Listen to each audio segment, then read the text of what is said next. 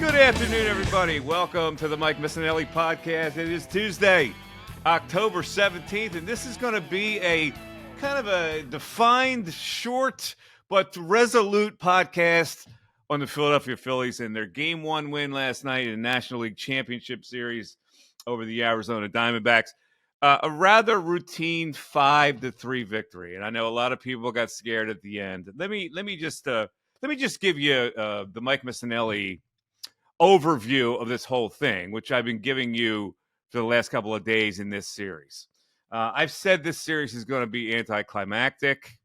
I mean, no disrespect to the Arizona Diamondbacks, but the fact of the matter is the Diamondbacks are overmatched in this series. They really have no business being in this championship series. It's been a nice little run for them. We forget that this team only won 84 games. This is an 84-win team that is in the National League Championship Series. And so I have to talk to the people who think that when I say this, it's some kind of a jinx. I want people to get past this jinx thing. I'm nothing but honesty. I'm nothing but my interpretation on what I see. And what I see is a team that can't play with the Phillies. And I'm sorry to say that, but they just can't. The Phillies overpower this team at every level. And you saw it kind of last night. And so let's look back here. And of course, the podcast brought to us by the great people at BetRivers. And what I always say to people regarding BetRivers is and I was watching all the fright that was coming out of the Philadelphia fan base on social media last night when the Diamondbacks scored a couple of runs and everybody's freaking out. Scared money don't make no damn money is what we say at BetRivers. All right. So let's look at the game and how it transpired. Now, the Diamondbacks thought that they were prepared for this game or preparing for this game by pumping in crowd noise in an inter-squad game. And the reality is it's not even close to what it is. And as it relates to their starting pitcher, Zach Gallen, who's a nice pitcher. Don't get me wrong. He made the All-Star team. Second half wasn't that great. But the one thing you need to factor in with these Arizona pitchers is they pitch in a controlled environment. They pitch when the temperature is the same. They feel the same physically. Last night, Zach Gallen was coming into an area that was a little chilly, and it was an open air stadium. And you heard Pedro Martinez talk about that after the game if you watch the post-game show. So he's not going to have as much jump in his arm as he thinks he's going to have. And it doesn't matter like how he's thrown in the bullpen. When you get on that mound, the elements are a little different. The crowd noise gums you up a little bit. The weather gums you up a little bit. You don't feel as loose. So let's look and then at the mindset of this whole thing as Kyle Schwarber steps up in the bottom of the first. First of all, let's go to the top of the first. Corbin Carroll gets a broken bat base hit. Did he steal a base? No, he didn't steal base. The only chance the Arizona Diamondbacks have is to play to their personality. So Corbin Carroll, who had 54 stolen bases this year, rarely gets thrown out, for some reason was scared to steal the base. And that's what this environment does to a team. Like, those guys have nothing to lose. You got to let it hang out. You got to play to your personality. If you get on first base, even if you get thrown out with nobody out, you're still saying, hey, this is what we're going to do. All right. We're not scared of the moment. By him not stealing showed a profile of the Diamondbacks. All right. So now let's go to the bottom of the first. Zach Gallen, for some reason, now he's a guy who spots his fastball and works everything off that because he's got great breaking stuff and he comes from the same arm slot and he's tough to pick up, but he's not an overpowering pitcher. Okay. He'll get it up every now and then to 95. But again, it's a chilly night. It's an outdoor environment. It's not a controlled weather situation like Arizona. He tries to throw a first pitch fastball past Kyle Schwarber. Now, there's nobody on earth who will try to do that. During the regular season, pitchers wouldn't do that. They would always start him out with breaking stuff because they know, listen, unless your fastball is 98, you're not going to beat him. All right. So Gallen's fastball came out at 92 and it was center cut. And I'm going, and so Schwarber's going, okay, here's the mindset of a slugger. If I get a first pitch fastball, I'm raking. And if he throws me a curveball, maybe I have to take it. Take it. If he throws me a slider, maybe I have to take it. If it's a slider that's up, I'll swing at it. He's a smart enough hitter to know if you're going to try to beat me with a fastball. It's like the scene in Bull Durham where Kevin Costner gets up and he goes, "You're not going to get that cheese by me, meat." And you're not going to get cheese by Kyle Schwarber in that kind of an environment. So right away, now think about what that does. First pitch, blast, 117 miles per hour off the bat. And what does that do to the Diamondback players? One batter in, they're going, oh shit. Seriously. Turner lines out, and here goes Bryce Harper.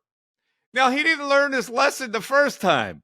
He tries to throw a fastball past Bryce Harper, who's got the same mentality. Like, I see what his fastball is. It's not 98. He's not going to beat me with it. I'm going to sit on a fastball here. If he throws me a fastball, it's Crush City. And he did the same thing again. And I'm thinking to myself, what on earth would think that he could get two first pitch fastballs that are in the middle of the plate past hitters like Schwarber and Harper? Darren, your thoughts? Oh, my first thought was, and you and I talked about this, that Schwarber was due, right? He had been cold, and first pitch, boom. I like Gallen a little bit. Like you, I like him. I think he's a good pitcher. But man, he played right into what the Phillies do best last night. It was a great way to start the game. Took their heart right out of them right away. Have you noticed this, Mike? Because we talk about this a lot, but really think about this. And let's go back to last year. Every series, right? They started out, I forget, it was the Cardinals, the Braves, and then the Padres. And then this year, it's the Marlins and the Braves, and now the Diamondbacks. Every single series starts the same way. They literally, like Indiana Jones and the Temple of Doom, they reach right in, they pull the heart out, and they show it to them beating. They rip And these after the teams' game, hearts Torey out from Lovullo game said one. they ambushed him. And they did ambush him, but they ambushed him because the other team let them ambush him. Like Kyle Schwarber has been in a slump. Why? Because people are pitching him tough. They're not throwing him first pitch fastballs. They're screwing around with breaking stuff, and they're throwing off his timing because of fast center cut fastball. They're not going to get past him. And the Diamondbacks, for some reason, and Gallen and the catcher and the manager and the pitching coach, for some reason, thought that was a good thing to start the game with. And I'm just sitting here going, this is the difference between a good team and a novice team. And this is why I look at the Diamondbacks and I'm saying, they are going to be extremely fortunate to win one game in this series. They don't have the firepower to match with the Phillies. If they get behind, did you think for 1 second that team was going to rally offensively against what the Phillies were going to throw at them pitching-wise to come back and win that game? Of course not. Not at all. People forget that Phillies have the best bullpen in the majors since September 1. And they got Wheeler, who got 15 guys in a row after that broken bat hit. Listen, I don't want to disrespect the Diamondbacks, and I know these people that they get so I am so sick of people go, don't jinx them, Mike. It'll be your fault. I'm going, what? Come on, man. Let's get to the reality of the situation here. This team doesn't belong with the Phillies, especially the way their Phillies are playing now. I get it that the two wild card teams, one won 84 games. One doesn't have a lineup like the Phillies have, and they're about to get their comeuppance. And so now we go. So let's go a little later in the game here. All right. So it's 2-0, and it becomes 3-0 when Castellanos flips one to right field. And again, these are guys that you really have to be really careful with that are in a groove that can hit the ball out of the park. You can't afford to let guys hit the ball out of the park at Citizens Bank Park because if you get behind, you're not going to be able to come back. Your lineup is feeble. Okay, you got a 38-year-old third baseman in your lineup as an important hitter. You don't have the. I'm looking at this team. I'm going, how in the frick are they at this position right now? It's like mind-boggling to me. It's such a mismatch. I can't even fathom it. And it was ridiculous last night how much of a mismatch it is. All right, so now Harper singles in another run because Turner gets a double, and now it's 4-0 in the bottom of the third inning, and you just at that point you're going, okay, this game's boring because one team is that much better. than another. And then we get to the bottom of the fifth, and you get a Harper walk, and then he gets to second base on a wild pitch by Gallen, and then Real Muto with a smash single to left and scores him. And now it's 5-0, and it's like, should I put on the Sixers? Should I flip to the football game? I mean, there's a lot of choices out here at this point because I know they're not going to come back. Now, Perdomo, a rare home run hitter, hits a home run. And this is what gets everybody – I have to laugh at this because now everybody gets scared. And I have to laugh at social media. I'm following along with social media, and these people are getting scared. I'm going, come on, man. Seriously, you got to look at the reality of the situation here. This isn't the Braves lineup that's going to come back on you. There's no thud in this lineup. So, yeah, okay, they scratch out another run on a sacrifice fly, which was actually a gift out because they had a rally there. Walker Dominguez comes in, Walker walks, Moreno hits first pitch, by the way. After Walker had walked, this idiot flips at the first pitch and hits a two-hopper to the pitcher. Now, Dominguez, who already is all out of sorts, it panics and throws the ball wide of Stott, and so an error. So now you got first and third, and Gurriel hit a smash to Stott. And so, okay, so they get a gift there, and now the sacrifice fly is the second out, and it scores one run. The inning for that particular case is over, but Torey Lovullo, for some reason, puts the managerial strategy into the game that I quite don't understand. Dominguez is all over the place. For some reason, Lovullo forces Thompson's hand to bring Alvarado in the game. I'm going, why would I want Alvarado in the game if I'm Lovullo, if I've got Dominguez in the game? Yeah, I got righty against righty, but this is the way managers think. So it's Longoria. Now, Longoria is not the Longoria of years ago, but he's a veteran hitter against a pitcher, a right-handed pitcher, who's struggling, frankly. So what Lovullo does is he pinch hits a lefty for Longoria, forcing Thompson to bring in Alvarado, the lefty, to face him, so then he can pinch hit for the left-handed hitter and bring the right-handed hitter, Rivera, into the game. And I'm going, okay, his numbers must say something about Rivera hitting high-velocity left-handed pitchers. But I got Dominguez out there, and for him, it looks like it's fright night. Why would I test fate and bring in Alvarado, who's tougher to hit, in my opinion, in that situation, than Dominguez would be, even against the right-handed hitter, who happens to be a veteran right-handed hitter who's probably going to give you a good at-bat. Some managers overthink the game, and for the life of me, I'm watching that move, and I'm going, what in the hell is Lovullo doing? Which brings me to the fact that anybody can manage a freaking Major League Baseball game. It's not that difficult. And in that situation, overthinking the game cost you the rest of the inning because Rivera had a feeble ground out to the shortstop. Yeah, you're overstating it a bit. But I agree. That was the one moment last night that I was nervous a little bit because I can't stand Sir Anthony. I just can't. He's a head case. I don't like. Okay, so let me ask you that. For a couple batters, why would you force him out of the game if you know he's a head case? Because they don't do their homework. Like the Phillies. They don't do their homework. They're Major League managers. They've got analysts. They've got 100 assistant coaches.